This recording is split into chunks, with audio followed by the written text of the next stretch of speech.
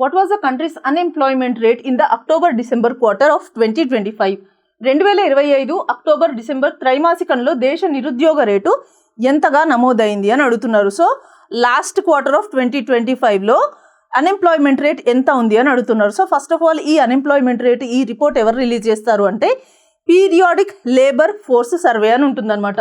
So ఈ periodic labour force survey PLFSని NSO వాళ్ళు, నేషనల్ స్టాటిస్టికల్ ఆఫీస్ వాళ్ళు రిలీజ్ చేస్తారనమాట. ఎవ్రీ క్వార్టర్కి రిపోర్ట్ని రిలీజ్ చేయడం జరుగుతుంది. అయితే జనవరి 2025లో దీనికి చిన్న మోడిఫికేషన్స్ చేశారు ఈ PLFSకి. ఏంటి ఆ మోడిఫికేషన్స్ అంటే జనరల్గా ఎవ్రీ క్వార్టర్కి రిపోర్ట్ ఎక్కడ రిలీజ్ చేస్తారు, ఏ ఏరియాస్కి రిలీజ్ చేస్తారు అంటే అర్బన్ ఏరియాస్కి, సిటీస్కి రిపోర్ట్ రిలీజ్ చేస్తారు.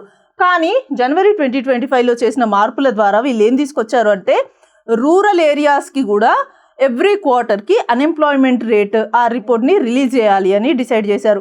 అండ్ అది మాత్రమే కాకుండా కొన్ని అన్ఎంప్లాయ్మెంట్ ఇండికేటర్స్ని కూడా వీళ్ళు మెజర్ చేయాలి అనుకున్నారు. ఏంటి ఆ అన్ఎంప్లాయ్మెంట్ ఇండికేటర్స్ అంటే labour force participation rate, unemployment rate and worker population ratio. So ఈ 3 కీ ఇండికేటర్స్ ఏవైతే ఉన్నాయో వీటికి every month urban and rural ఏరియాస్లో వీటికి కూడా రిపోర్ట్స్ రిలీజ్ చేస్తున్నారనమాట. సో అలా రిలీజ్ చేసిన రిపోర్ట్సే 2025 అక్టోబర్ డిసెంబర్ లాస్ట్ క్వార్టర్లో ఏదైతే రిపోర్ట్ రిలీజ్ చేశారో దాంట్లో అర్బన్ ఏరియాస్లో అన్ఎంప్లాయ్మెంట్ రేట్ ఎంత ఉంది అని ఇక్కడ అడుగుతున్నారనమాట. సో మనకి ఇక్కడ ఆప్షన్స్ ఏమి ఇచ్చారు? 6.9, 7.1%, 6.7% అండ్ 6.5%.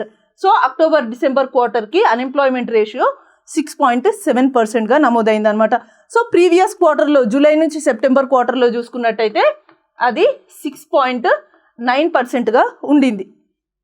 సో ఇది అర్బన్ ఏరియాస్కి అనమాట, సిటీస్లో.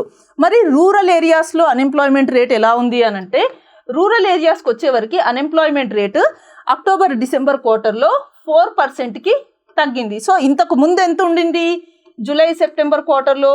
అది 4.4% ఉందన్నమాట. సో ఈ పీరియాడిక్ లేబర్ ఫోర్స్ సర్వే ఏం చేస్తుందంటే ఆ పాపులేషన్, దేశంలో ఏదైతే మన కంట్రీలో ఏదైతే పాపులేషన్ ఉందో ఆ పాపులేషన్లో ఎంప్లాయ్మెంట్ ఎంత ఉంది, అన్ఎంప్లాయ్మెంట్ పీపుల్ ఎంతమంది ఉన్నారు, సో ఫార్మల్ ఎంప్లాయ్మెంట్, ఇవన్నీ కూడా వీటన్నిటి గురించి కూడా సర్వే చేస్తుందన్నమాట. సో ఆ సర్వేలో భాగంగా వచ్చిందే ఈ రిపోర్ట్.